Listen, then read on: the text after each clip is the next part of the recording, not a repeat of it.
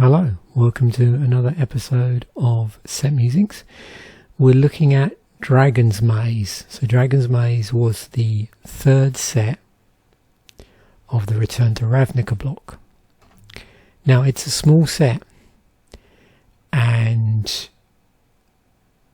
from my perspective, it was an odd set, because what they were trying, in effect trying to do here is you now had all 10 guilds represented in some capacity. So they're trying to squeeze that into a set with 156 cards in it. So you've got all the gates, all the Ravnican guilds, all the guild keywords, plus in addition the fuse was introduced, which we'll get onto when we go through this. So you're trying to squeeze all of this in, and for me, the only parallel I can really draw, because if you remember with the original Ravnica, it was done slightly differently, where they split the guilds up across the three sets. Here what they did was you had a large set which had 5 guilds in it, a large set which had the other 5 guilds in it, and then a small set which had all 10 guilds in it in some capacity. And so the only thing I can think of similar where they just tried to squeeze a whole load of stuff in it would have been around the time of the Time Spiral block, and particularly Future Sight, which was even worse, where there you had 180 cards, so slightly more, but remember they tried to put in all of those keywords and ability words into a single set. Now, as a consequence of squeezing everything into this single set, that had certain things you might notice if you say both played sealed for this and played draft. Now I know normally with any set, and when you consider a set in a block, there are obviously differences between drafting a set and say when you play sealed, do like 6 booster packs, and that there is a difference, but it was in this particular block, and I can only do this in theory because I believe all I did was draft this block. I certainly didn't go to the pre-release, and I don't remember taking part in the pre-release on MTGO, and I don't know what form it would have taken back then. And the reason why I bring this up is at the pre-release, what happened from my understanding, and if you read it, so each player chose a guild, and that player would receive a guild pre-release pack of the chosen guild. I'm pretty sure I didn't. Yeah. So I'm just thinking I may well have opened a guild pre-release pack on the channel, but I don't know for sure. I should have probably checked before I started doing this video. Anyway, I'm pretty sure they were hanging around after the pre-release as well. You could buy them. So they contained 4 Dragon's Maze booster packs, 1 guild-specific booster pack, and 1 Secret Ally booster pack. And the Secret Ally booster pack contained guards of a guild that shared 1 mana colour with the chosen guild. But the draft format for Dragon's Maze was 3 sets in the block. So it was Dragon's Maze, Gate Crash, Return to Ravnica. So 1 pack of each if you were drafting this, in a, however you want to look at it, like in a sanctioned draft tournament, or on MTGO online. So yeah, so I imagine when you compared the 2 different formats at that period, they would have been like night and day in terms of that. Now, I'll be interested, anybody that's watching this, if anybody just did a sealed format of this that was different from the pre-release. Did anybody out there do a sealed where it was 2 packs of each from each set in the block, or variations in between, or 6 packs from all of Dragon's Maze, so I would be curious about that, and any other experience you had at the time of, you know, taking part in some form of limited games at that time, because like I said, my memory is pretty fuzzy, but I'm pretty sure at some point after this I did draft this set on MTGO, but it may not have been when the set came out. As I'm scrolling through, you can sort of see here again consistencies in the artwork. We've got the watermarks, and here we go. So this is where Fuse came in. We'll come back to this in a moment, but you can see here, and then we get into the artifacts, but again with certain cycles we're having to see all of the 10 guilds represented here. So the cycles were slightly different because they didn't necessarily overlap with the cycles from the 2 earlier blocks like those 2 earlier blocks did. So again, something to watch out for. So 156 cards, 70 commons, 40 uncommons, 35 rares, 11 mythic rares. You've got, I think I mentioned, gates are in here, Ravnican guilds, the guild keywords, and this new Fuse ability. So let's slice and dice this in a number of different ways, and then we'll get on to the actual keywords and various other things. So 13 cards in the set, which are reprints, and you can see the guild gates were reprinted in this set, having, you know, appeared in previous sets in the block. So if you sort of net off those, you're really just left with 3 reprints outside of that. So that leaves us with 143 cards which aren't reprints. We've got 10 cards excluding land, which are colourless, and these are all the we'll come on to artifacts in a moment. Actually, you'll see quite a weird thing going on in the set artifact wise, but you can see these are the 10 clue stones, which we'll take a look at some point when we get through to that, because they're a cycle. We've got 50 cards that are monocolour.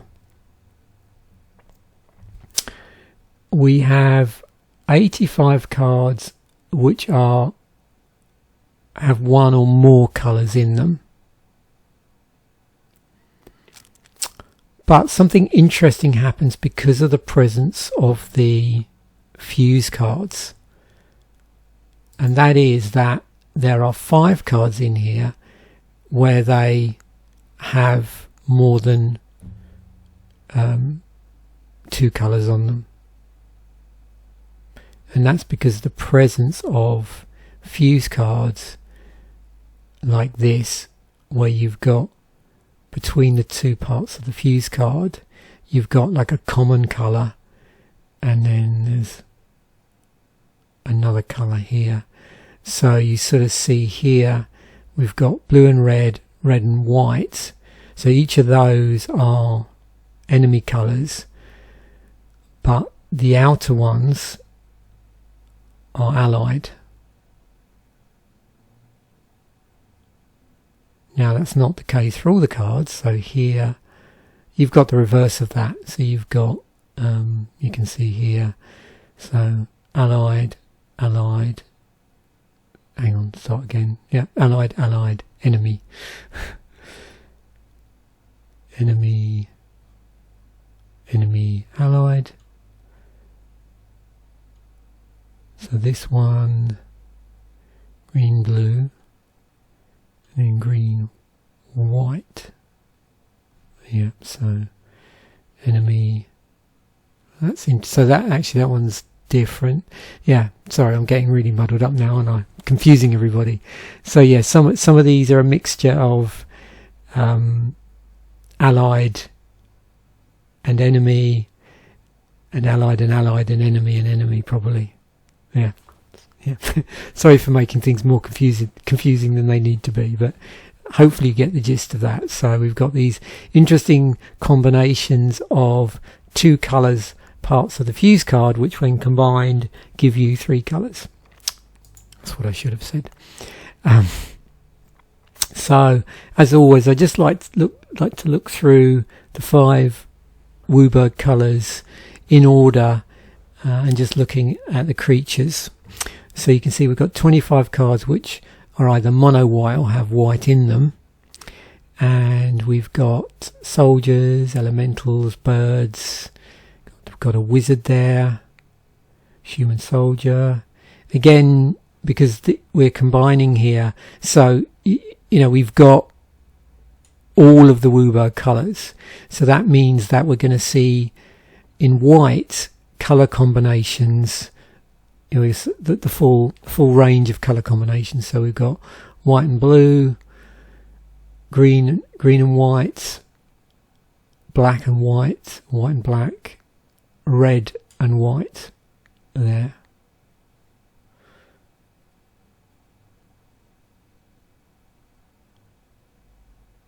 And one would hope that because of that, we're seeing maybe subtypes being combined here. So, we've got a red-white card here, which is a Minotaur soldier, and so on. So we've got white-black, a vampire, and, there. And again, these aren't going to be unique within their certain colours, because we're going to see overlap between this slice here and the following ones through, because now we're going to see also blue white cards here as well. So 22 cards that have blue in them, either mono or multicoloured, that are creatures, and we can see wizards, and so obviously my impression here, looking at the colour combinations, is we're going to see quite a wide range of both creature types and creature subtypes as well, even to the point where we might see like 3 parts to the creature type.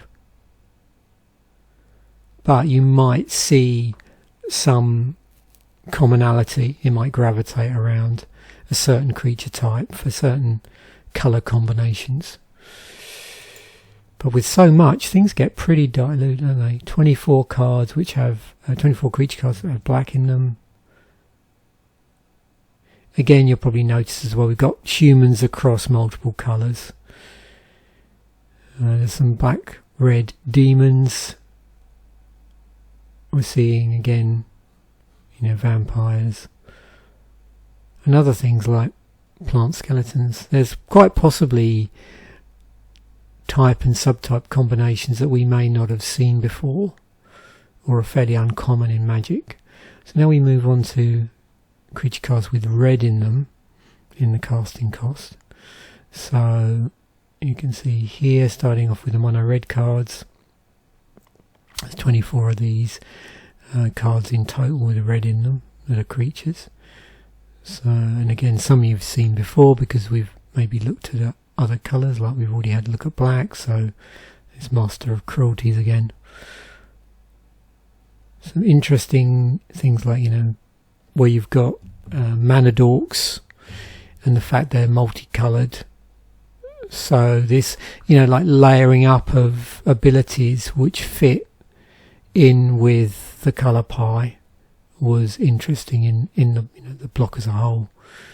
And of course, something else you might notice is the presence of the appropriate guild colours extending to monocolour cards where it might feature a guild specific keyword or ability. So you'll see here the Blood Rush cards have the appropriate guild watermark on them. Moving on to green. It's interesting monocoloured cards. There was also some references to multicoloured cards and multicoloured creatures on some of the cards in the set. And we might see how that manifests itself in other cycles as well.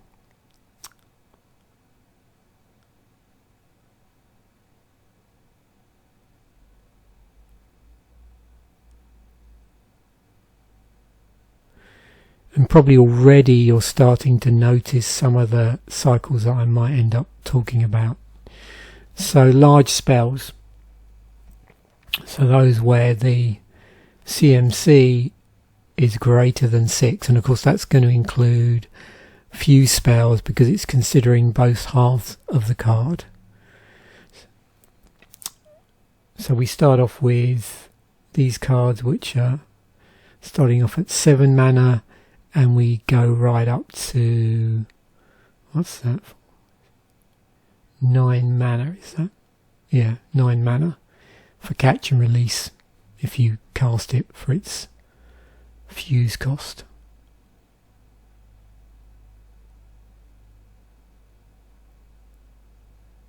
Or sorry, you've fused it completely, because with fuse you may cast one or both halves of the card from your hand.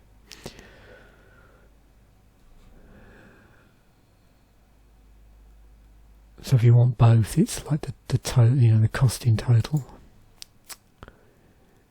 References to gates are still around. We've got Gatekeepers, which you can see have references to gates in their rules text. We've also got the guild gates themselves. We've also got an alternative win condition in the form of Maze End, which wants you to be playing every one of the gates. Actually, yeah, so with different names, so all 10 gates.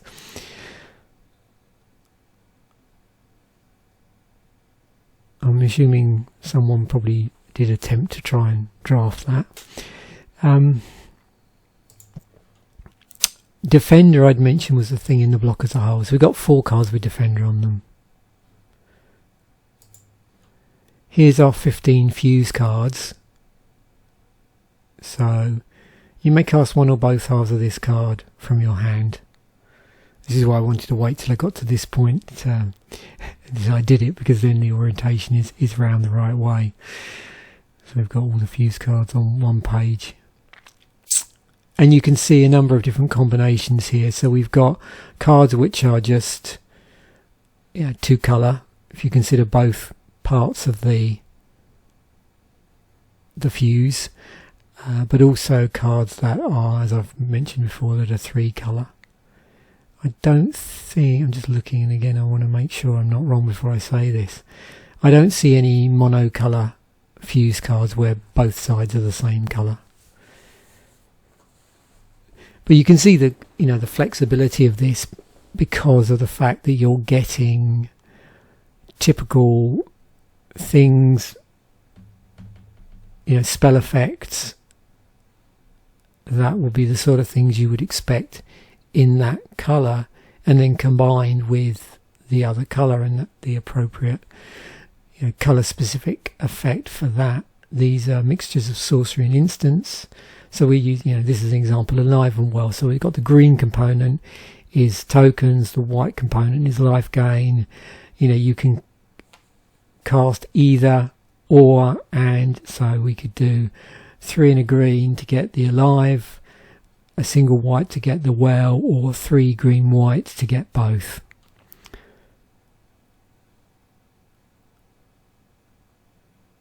And I'm just looking at these other ones to see whether you get something super interesting because of the colour combinations on the different parts of the different halves of the card. So blue-black, target player puts the top 8 cards of his or her library into his or her graveyard. So we've got mill. And then black-red part, put a creature card from a graveyard onto the battlefield under your control. It gains haste until end of turn. So for this part, you've definitely got the the sort of graveyard shenanigans you see in black, and then you've got the gains haste red part. With this bit, I mean, you see mill in blue and black. So blue, red, gain control of target permanent till end of turn, untap it, gains haste until end of turn.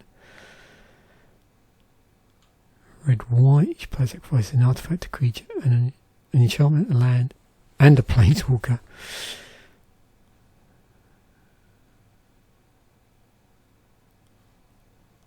It's an interesting way of combining destruction of artifacts and enchantments through fuse. Yeah. So there's fuse.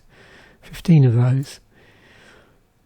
Right, colour combinations. So let's keep our eyes open for the guild keywords here. So what are we seeing?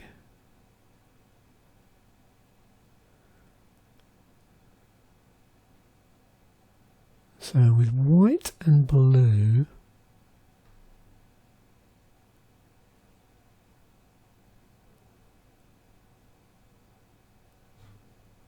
oh, there we go, there's detain.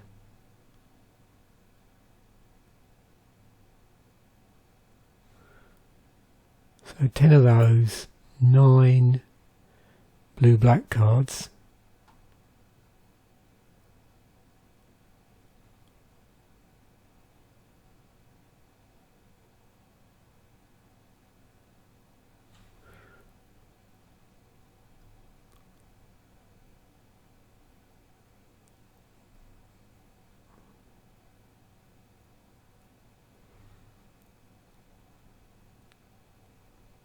So you can see here we've got some mill stuff going on.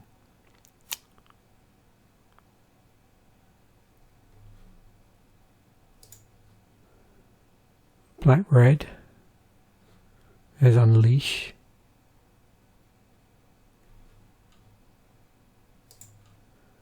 Green red,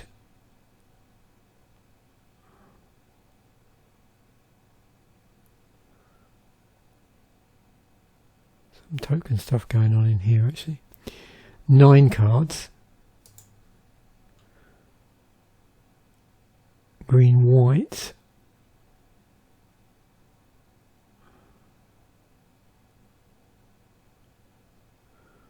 Some token stuff, because if you remember, it was populate was the green white thing. I didn't mention here, so red green would have been the Gruul one, which would have been Blood Rush,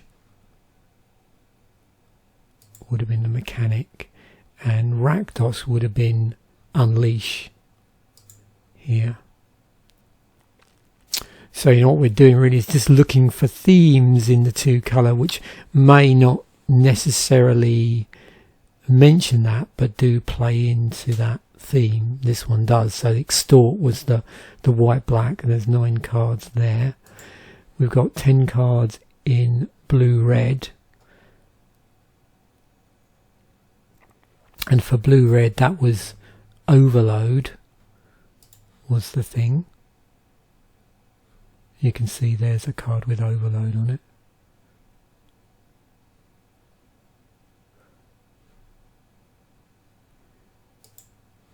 And these are all obviously keywords that I've talked about in previous episodes, and you know, 5 of each were featured in the first and second large sets.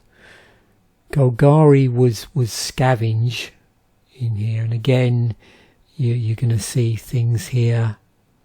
So here's a card specifically that references Scavenge. So we exile a creature card from the graveyard and pay its mana cost, put a number of +1/+1 counters equal to that card's power on target creature. And then what you might see is, although there's cards here that don't specifically mention Scavenge, they sort of play into that theme. Also, it's going to become more apparent in this set where certain guild themes and abilities and keywords work well with other guild colour combinations where they might share a colour. So red white was Boros, which was Battalion, and you can see we've got a card here that specifically mentions Battalion. So this thing about, you know, when the card and at least 2 other creatures attack, this gets +5/+5, and then you might see some other battalion-like effects going on, even though it doesn't specifically mention them. And we've got green-blue, which was evolve.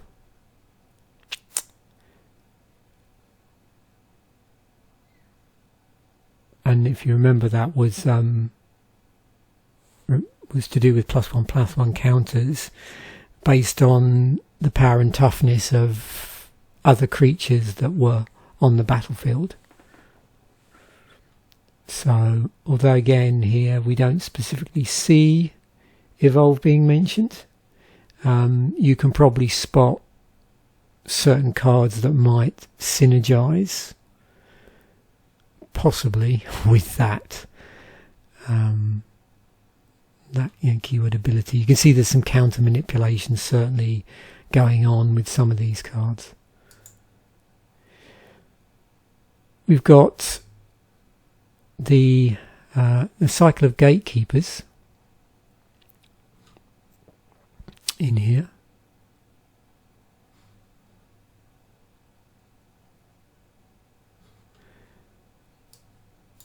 In fact, before I do that, what I think I'll do is let me just give you some idea of how prevalent in this set the various those various keywords actually were. We've seen them in the color combination, but you can see how diluted particular references were.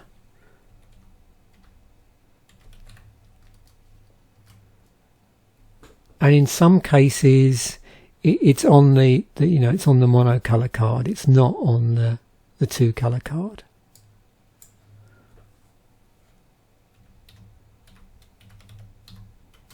But you'll see a pattern here as I'm going through.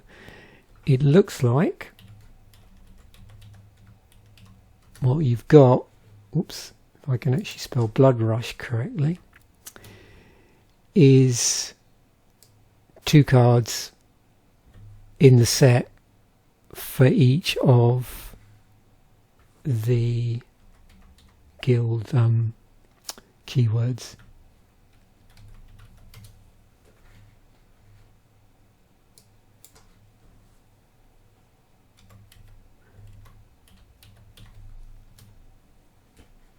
And you can see some were monocolored and some were multicolored.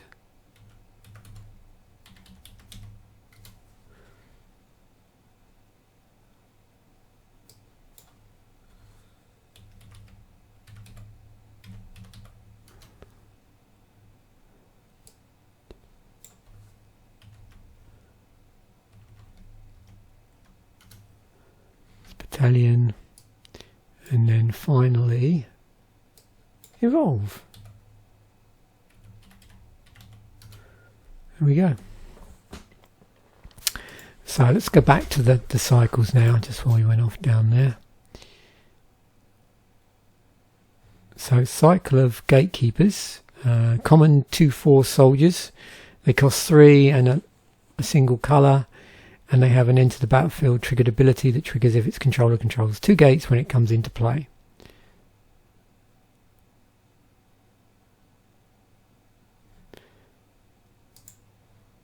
Then we have a cycle of maze elementals. So each of these common elemental creatures costs 5 and a single colour and has 2 static abilities, one of which is an on-colour combat keyword and another that confers that combat word to multicolour creatures its controller controls. Then we had 5 rare fuse spells. So each of these rare split cards has 2 differently multicoloured halves, with each half sharing 1 colour with the other half, and the fuse mechanic. Each guild is represented only once, and each Return to Ravnica guild is paired with a Gatecrash guild. Yeah, it's probably a better way of thinking of it when I was trying to get my head around that. Then what we have next is an interesting set of guild cycles that seemingly occur within the set itself, unlike where we've looked at guild cycles that were spread across the two first sets. So first up we have this cycle of mythic rare spells. So they just have a colour combination that represents each guild of Ravnica, and so there's 10 of them. And some are creatures, some are sorceries. We've got a planeswalker in here, we've got an enchantment. Doesn't look like we've got any instance though. Then we've got, and this was a bit difficult to do searches for. I didn't really want to be typing out like 10 cards up here. So what we had is what I believe were called lieutenants or lieutenants, depending on how you say it. So each of these uncommon creatures has an ability or abilities that lend themselves to certain types of play. According to dailymtg.com writer Zach Hill, the lieutenants were designed to encourage players to pursue a specific strategy rather than just picking generally powerful cards.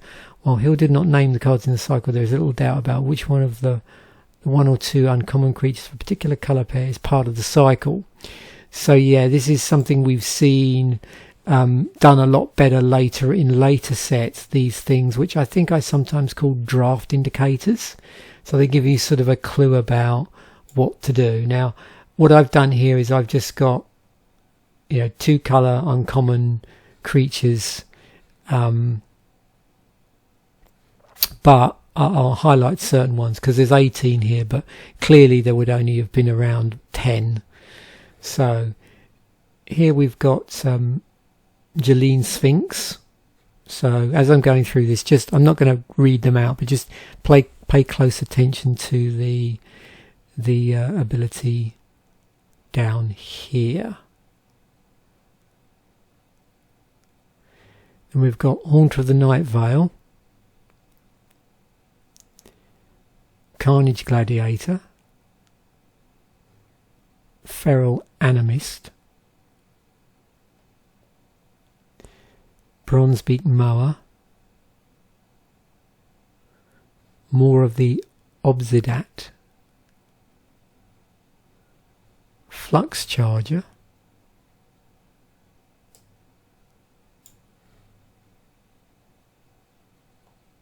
Corrosda Gorgon,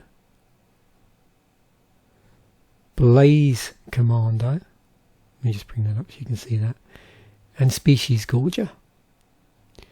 So with those, hopefully you can see what particular drafting strategy they might be trying to encourage you to steer down. Now that's not to say these other 2 colour combinations didn't do that in some way, but my understanding is with those cards it's a little bit stronger, that pull.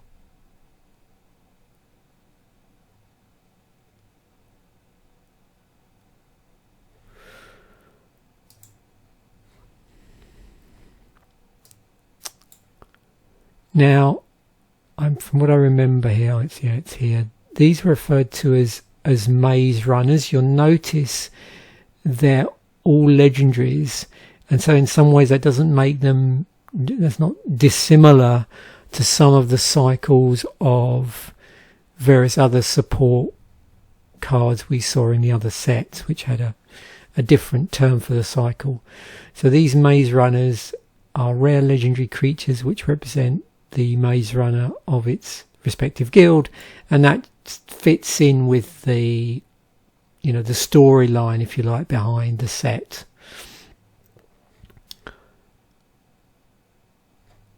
And 10 guilds, 10 colour combinations, and so we've got 10 legendary creatures. Then we've got another full set within the set of the guild cycles, so 10, and these are fuse spells at uncommon. And you can see with these, now we've started to do this, you compare it with the rare cards. So with these, we've got, combinations of 2 colours. So 2 monocolour halves, in each half of a different colour from the other, and they have the fuse mechanic. Cycle of clue stones. So if you remember, when you looked at the sets in terms of these artifacts, they all did something slightly different across the sets, and in this one, because we had to represent, or Wizards had to represent all 10 guilds, we've got 10 of these mana generating artifacts, and in the other sets it was all done slightly differently, and there were only 5 of each because there was only 5 guilds in each of the larger sets previously in Return to Ravnica. And then the one after that, whose name has escaped me, Gate Crash, that's it. I only did it last week. So in Dragon's Maze, this is what you get. You get these clue stones, 10 of them, and with these they generate mana, but also they've got this secondary ability where you can use them to, you sacrifice them, obviously you pay the colour combination, then you draw a card. 10 guild gates.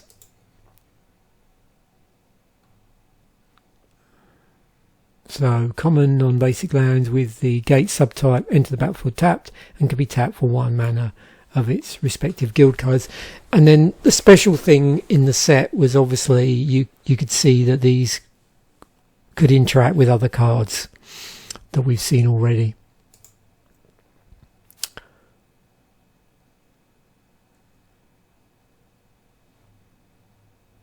Oh yeah, here we go. So I tried to get cute here. I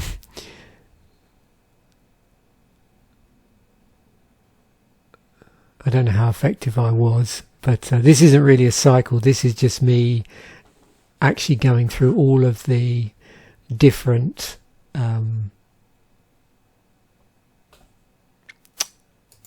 do you call it?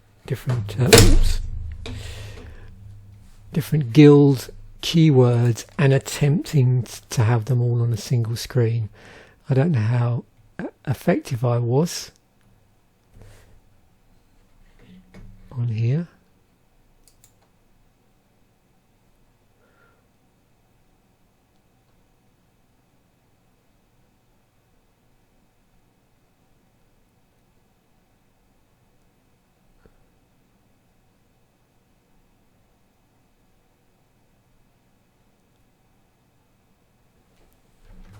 Because it doesn't look like I've got all of them. What did I... That must be a mistake on my part. So, actually no. So, just... if I can do this. There was a set of... yeah, so this actually was... yeah, this was actually... sorry, roll that back. This was actually a cycle. So, what they did was there were 10 common cards which had the associated guild mechanic on them. So they're the only commons in the set that use the guild mechanics. The cycle is loose in that there is not an even distributed across colours, and a single card in the cycle is gold. So but these are all at common. So yeah, that explains why there's only 10 of these. But you should see here we've got 1 each of the particular guild theme. So one way I can enlighten us further, so if we break outside of the cycle and do something like this, we can sort of get a feel for whether or not these cropped up are other rarities.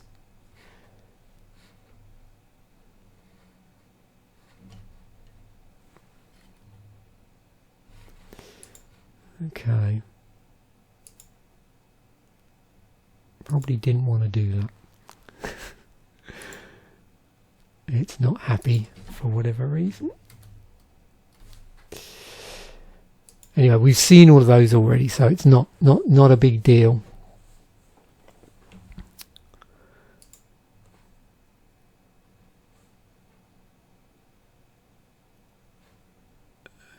In terms of the amount of mythics in the set, we had 11, some of which you've obviously seen already.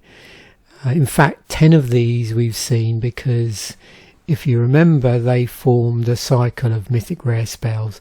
The 11th mythic is Maze's End. We have 11 non-basic lands. Again, 10 of these we've seen because they were guild gates. And then we've got Maze's End again. So the only non-basic land that's not a guild gate. 11 legendaries in here. And that's because we've got the 10 legendary creatures and the 1 legendary planeswalker. So again, you know, 1 each from the colour combinations. 74 cards with, you know, a type of creature on them across monocolour and multiple colours.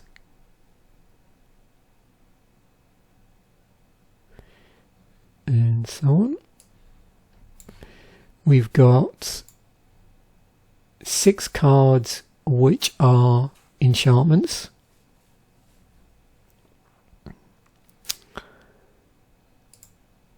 We have 4 auras, and I felt this was important because if you remember, enchantment auras were a big thing in the first 2 sets for various reasons. Here they're present, but you can see it's not a cycle, there's not a lot of them, there's just 4 of them. And you'll start to see holes in card types in this set. For instance, there are no artifact creatures in the set. There is no equipment in the set. But there is these 10 clue stones. We have 24 instances doing a variety of different things. But you can see here, because of certain things within the set, stuff like, you know, whether the card was multicoloured came to the fore a little bit. The other thing is, of course, we've got a degree of flexibility going on because of the presence of 2 colour instances, but also because of the presence of the diffuse cards as well. So some nice you know, I suppose you could call it sort of pseudo-modal abilities going on here with the presence of the fuse cards. And then obviously the presence of certain guild themes and keywords mechanics may amplify up. So like with Overload, for instance, which is, you know, this is a pretty big deal in formats like Commander, where you might have a lot of spare mana at certain parts of the game. But yeah, again, interesting to see how instant spells manifested themselves within a multicoloured environment. We got 25 sorceries, and again, as we scroll through, you might see certain cards which add a twist to the regular sort of thing that you might see in that colour for sorcery spells, revolving around, you know, what the set as a whole thematically was trying to do. You'll see a few cards here, like, you know, you've got cards that, although they don't specifically mention stuff like, you know, the theme word clearly do that thing.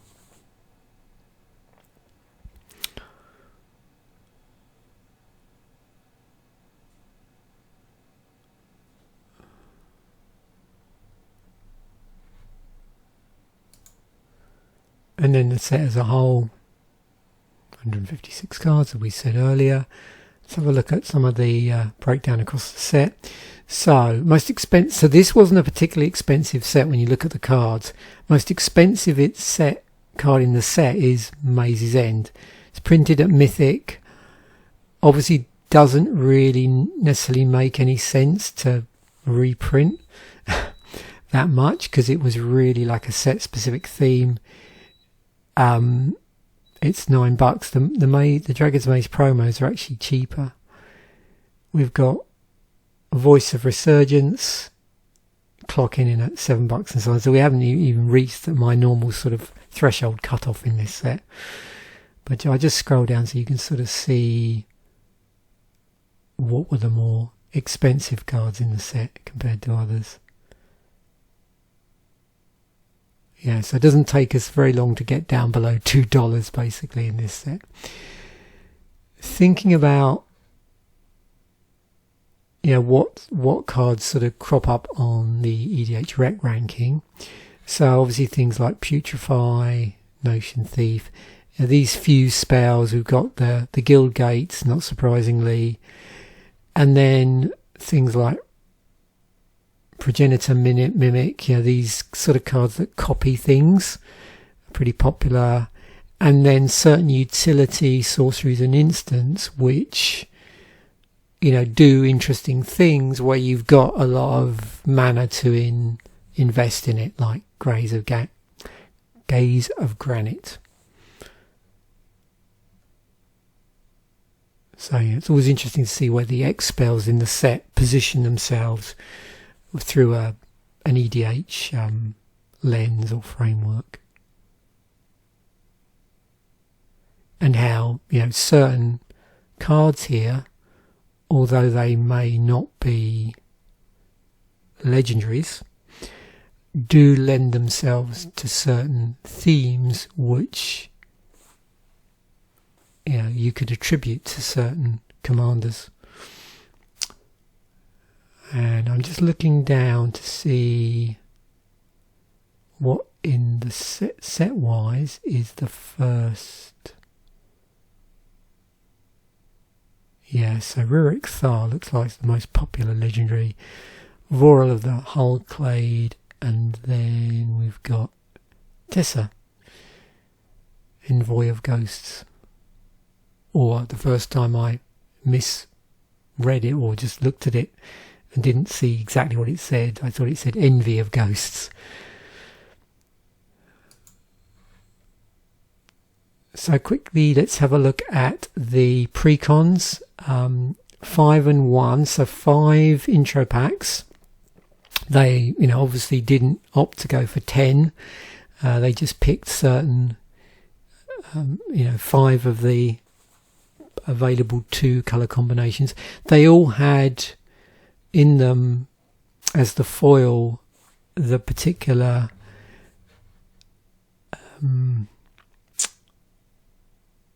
was I going to call it, but the particular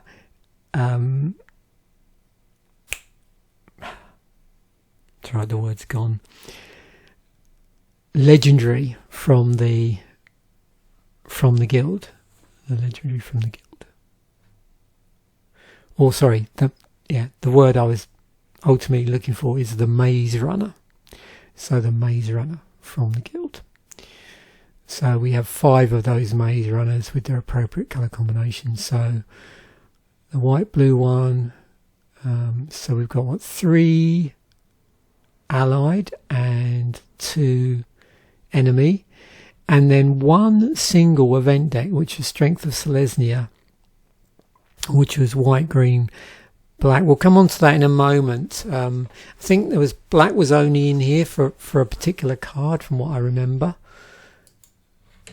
So, I mean, you can probably guess what's going on here. So we've got, Azorius Authority, white, blue. That's going to gravitate around the theme for the set. Obviously, it's going to pull in cards from earlier sets in the block, but you'll notice that the Maze Runner, the legendary creature, doesn't necessarily reference the theme for the guild. So we've got Lavinia of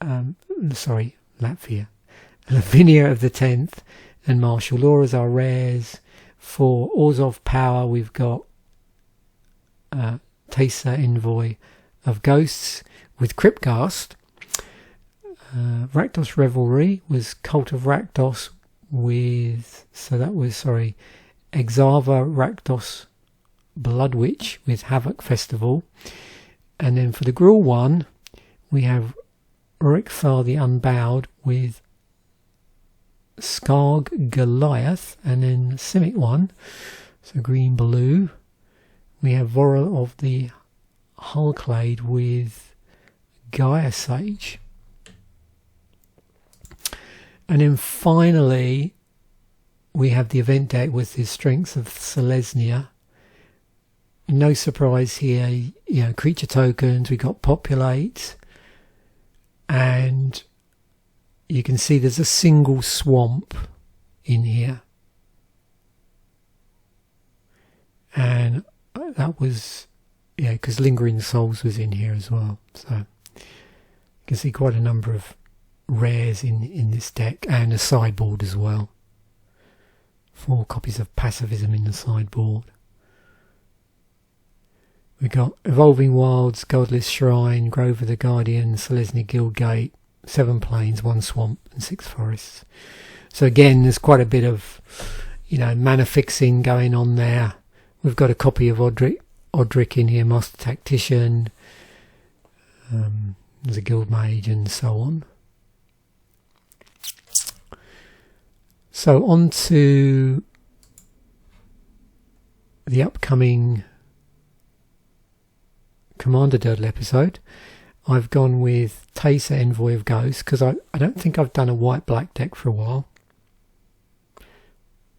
And I thought this would be an interesting one to do. So what I've done is, although Teysa, or however you want to say that, doesn't specifically mention Extort, because I'm in this set and it's a white-black card, I'm going to go with an Extort theme, considering that was a thing.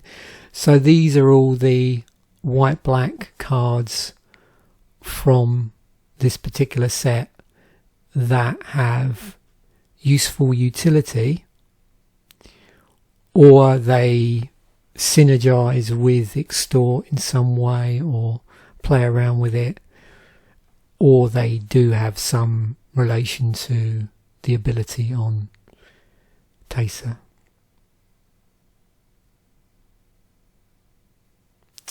So it's going to be interesting once I kick in the suggestion algorithm as to where this takes us. Obviously there's a number, I say there's a number.